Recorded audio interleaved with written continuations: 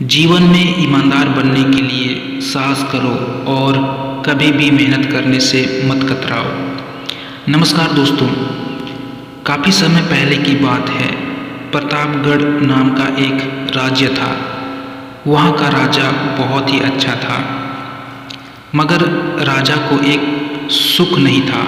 वह यह कि उसके कोई भी संतान नहीं थे और वह चाहता था कि अब वह राज्य के अंदर किसी योग्य बच्चे को गोद ले, ताकि वह उसका उत्तराधिकारी बन सके और आगे की बागडोर को सुचारू रूप से चला सके। और इसी को देखते हुए राजा ने राज्य में घोषणा करवा दी कि सभी बच्चे राजमहल में एकत्रित हो जाएं। ऐसे ही हुआ।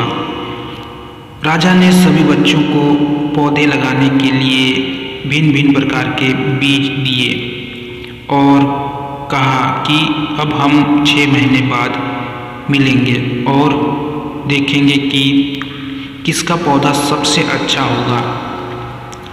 महीने बीत जाने के बाद भी एक बच्चा ऐसा था जिसके गमले में वह बीज अभी तक नहीं फूटा था, लेकिन वह रोज उसकी देखभाल किया करता था और रोज बीज को पानी देता था। देखते ही देखते 3 महीने बीत गए। बच्चा परेशान हो गया। तभी उसकी माँ ने कहा कि बेटा धैर्य रखो, कुछ बीज को फलने में ज़्यादा वक्त लगता है।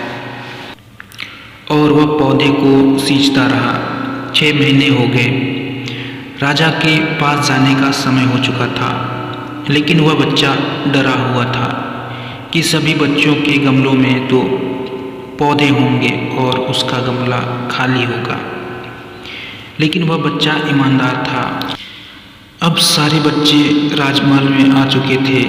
कुछ बच्चे जोश से भरे हुए थे, क्योंकि उनके गमले हरे भरे पौधे से भरे हुए थे और उनके अंदर राज्य का उत्तराधिकारी बनने का प्रबल लालसा थी। अब राजा ने आदेश दिए कि सभी बच्चे अपना अपना गमला दिखाएं और सभी बच्चे अपना अपना गमला दिखाने लगे। मगर एक बच्चा सहमा हुआ था, क्योंकि उसका गमला खाली था। तभी राजा की नज़र उस गमले पर गई। उसने पूछा कि तुम्हारा गमला तो खाली है। तो उस बच्चे ने कहा, लेकिन मैंने इस गमले की 6 महीने तक देखभाल की है, फिर भी पौधा नहीं आया। राजा उसकी ईमानदारी से खुश था कि उसका गमला खाली है, फिर भी वह हिम्मत करके यहाँ आ तो गया। सभी बच्चों के गमले देखने के बाद राजा उस बच्चे को सभी के सामने बुलाया। बच्चा सहम गया और राजा ने वह गमला सभी को दिखाया। सभी बच्चे ज़ोर ज़ोर से हंसने लगे। राजा ने कहा, शांत हो जाइए, इतना खुश मत होइए। आप सभी को जो बीज दिए गए थे वो सब बंजर थे। आप चाहे कितनी भी मेहनत कर लें, उनसे पौधे नहीं निकल सकते। लेकिन असली बीज यही था।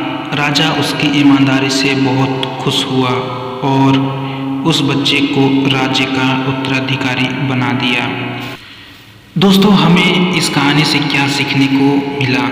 मेरे हिसाब से अपने अंदर ईमानदारी का होना बहुत ही ज़रूरी है। वीडियो पसंद आया तो लाइक ज़रूर कर देना और चैनल को सब्सक्राइब कर देना। मिलते हैं नया वीडियो लेकर, तब तक के लिए जय हिंद।